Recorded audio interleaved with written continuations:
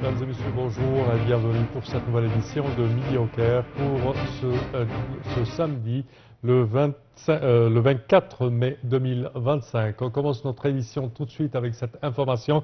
Le Premier ministre, Dr Moustapha Madbouli, a assisté aujourd'hui à la cérémonie marquant le 123e anniversaire de la fondation du service de l'ambulance égyptien. Lors de sa participation, le chef du gouvernement a honoré des figures de l'autorité de l'ambulance égyptien. Il a déclaré que les services de l'ambulance ont connu un développement remarquable ces dernières années. Dr Madbouli a promis la poursuite du développement du système de l'ambulance et la modernisation de ses services.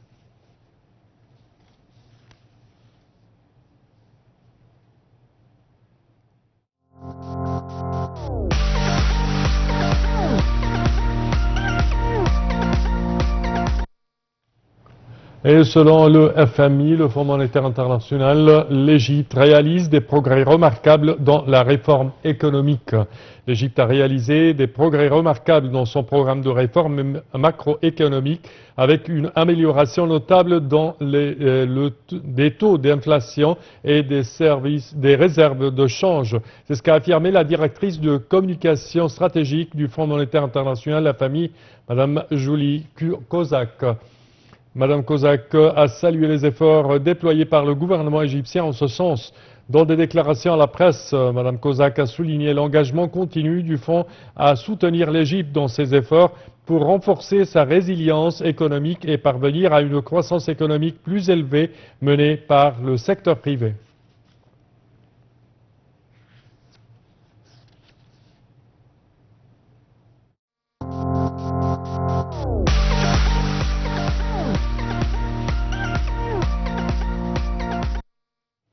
Et l'Union africaine soutient la candidature de Hanani à la direction générale de l'UNESCO.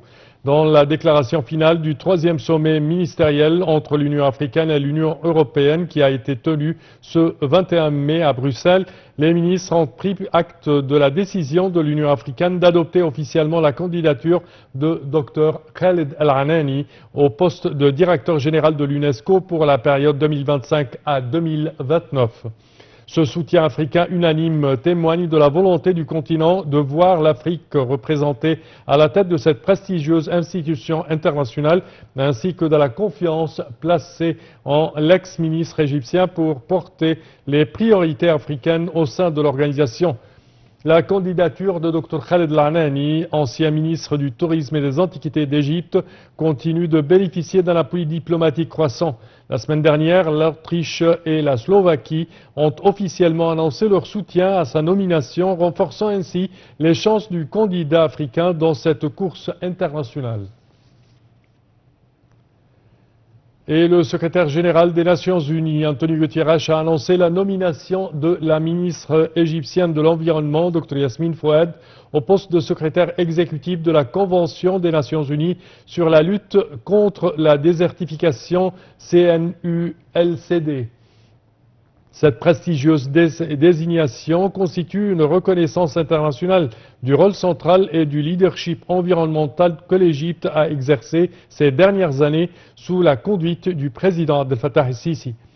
La nomination de Dr Yasmine Fouad à la tête de cet organe onusien illustre la confiance que la communauté internationale accorde à sa compétence, à son expérience étendue et à son engagement sans faille en faveur des enjeux environnementaux mondiaux. Elle s'inscrit dans un contexte de crise écologique planétaire où les défis liés à la désertification, à la perte de biodiversité et au changement climatique nécessitent un leadership visionnaire et déterminé.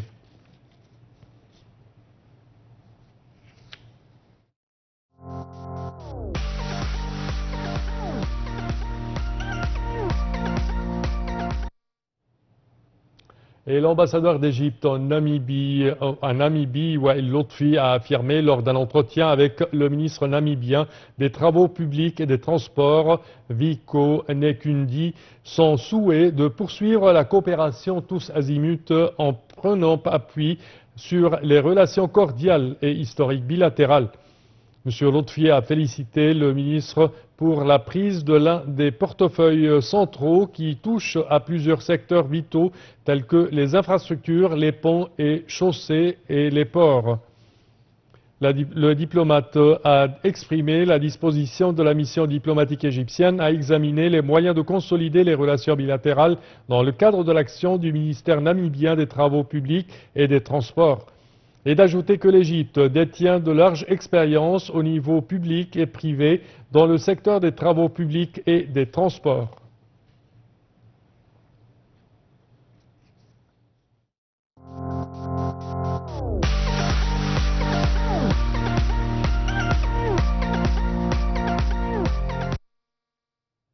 Passons à Luxor, où le propriétaire d'un tombeau resté anonyme pendant 55 ans est enfin identifié. Le ministère du Tourisme et des Antiquités a annoncé la découverte de l'identité du propriétaire de la tombe Kampé 23 dans la zone de l'Assasif sur la rive ouest de Luxor, jeudi 22 mai, d'après un communiqué publié par le ministère. Pour plus de détails, voici un commentaire.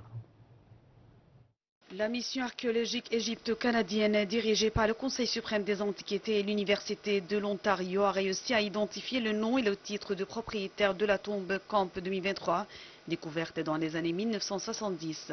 Jusqu'à présent, les archéologues n'avaient pas été en mesure de déterminer l'identité de son propriétaire ou ses titres. Selon Mohamed Abdelbadia, chef du secteur des antiquités égyptiennes au Conseil suprême des Antiquités, il existe de nombreux artefacts et inscriptions découverts précédemment sur la rive ouest de Luxor qui associent le nom d'Amon Mess à d'autres titres comme conseiller du roi, le père d'Ivan d'Amon, le collecteur d'impôts et le chef du service des carrières pour la mission du roi Ramsès IV à Wadi Hammamet. La mission poursuit ses travaux pour en savoir plus sur le propriétaire de la tombe, a annoncé le chef de la mission canadienne. L'objectif sera de confirmer si ces différents titres appartiennent au propriétaire de la tombe, Camp 23, ou à un autre individu également nommé Amon Mess. Bien qu'il s'agisse de la première mission archéologique à intervenir à l'intérieur du tombeau, depuis sa découverte, elle ne sera certainement pas la dernière. Le ministre du Tourisme et des Antiquités, Cherif Fathi, a salué cette découverte et le travail de coopération scientifique avec des institutions universitaires internationales.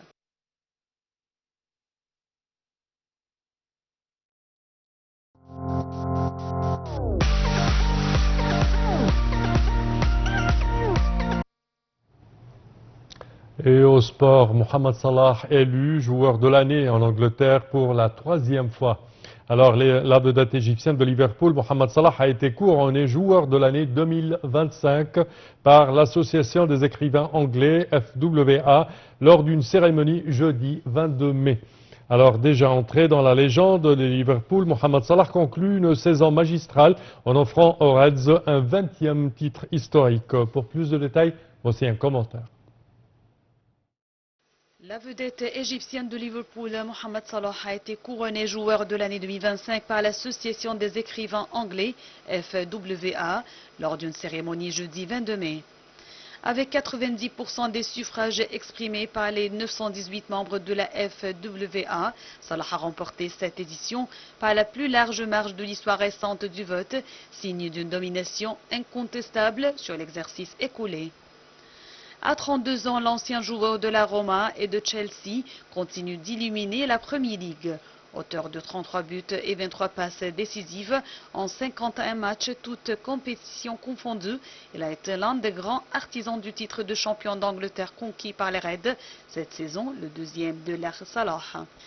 Gagner ce prix une fois est déjà quelque chose de spécial. Le remporter 3 fois avec un tel écart, c'est tout simplement extraordinaire, a-t-il déclaré lors de la cérémonie organisée à Londres. Salah a signé une saison de rêve où il a battu comme d'habitude plusieurs records. Il en a encore un dans le viseur contre Crystal Palace. Il a besoin de 2 contributions pour battre le record de 47. Salah, qui a prolongé son séjour à Liverpool jusqu'en 2027, est devenu un monument du club. Le jour où nous avons remporté le championnat contre Tottenham restera gravé en moi. Je n'ai jamais ressenti un tel bonheur, a-t-il confié, visiblement ému.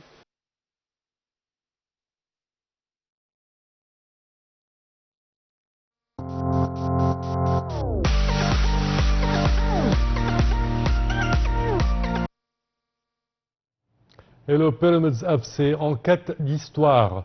Alors pour sa deuxième apparition en Ligue des champions d'Afrique, Pyramids FC a réalisé un exploit en atteignant la finale de la compétition la plus prestigieuse du continent. Cependant, l'équipe égyptienne rêve encore plus grand en espérant décrocher le titre continental. Alors la tâche ne sera pas facile car l'adversaire est une équipe redoutable, dotée d'un nom prestigieux sur le continent tout entier. Il s'agit des Sud-Africains de Mamelodi Sundowns. Pour plus de détails, voici un commentaire. Pyramids FC disputera la finale allée de la Ligue des champions d'Afrique face aux Sud-Africains de Mamelodi Sundowns samedi 24 mai à Pretoria. Une rencontre capitale pour l'équipe qui vise son premier titre continental. La saison dernière, qui a vu la première apparition de FC Pyramids dans cette compétition, les deux équipes s'étaient affrontées dans la phase des groupes. Les Égyptiens avaient alors réussi un nul vierge à Pretoria, mais ont subi une défaite à domicile de 0-1, un scénario que le représentant égyptien doit absolument éviter s'il veut accomplir sa mission dans cette compétition. Mamelodi Sundowns, qui accueillera Pyramids FC à Pretoria pour la finale allée, est une équipe à prendre très au sérieux. Les Sud-Africains se sont qualifiés pour la finale après avoir éliminé Al Ahly, tenant du titre de 12 fois champion d'Afrique, et ce qui témoigne de la force de cette formation sacrée championne d'Afrique en 2016. De son côté, Pyramids FC a accédé à la finale en battant une autre équipe sud-africaine, à savoir Orlando Pirates, 3-2 en demi-finale. Le duel du samedi sera d'une grande importance et les Égyptiens devront être solides pour que leur mission soit plus facile au match retour prévu au Caire dimanche 1er juillet. L'équipe abordera cette rencontre dans des conditions difficiles. Pyramids FC était en tête du championnat égyptien, favorite pour remporter son premier titre national, mais à la surprise générale, l'équipe a vu fondre ses 4 points d'avance sur son concurrent Al Ahly. Ce dernier a pris la tête du classement avec 55 points, soit 2 points devant Pyramids FC à une journée de la fin du championnat. Cette débâcle est due en grande partie à 2 défaites consécutives contre Farco FC 2-3 et Ceramica Cleopatra 2-4. L'équipe a été fragilisée par une défense défaillante qui a concédé 9 buts en 7 matchs, ainsi que par les erreurs graves du gardien, l'ex-international Ahmed Chenaoui. Bien que l'attaque de l'équipe soit redoutable, avec des joueurs tels Ibrahim Adel, Mustafa Fathi, Ramadan Sobhi et Fiston Mayele, les mauvaises performances défensives et les erreurs du gardien ont freiné le potentiel de Pyramids FC.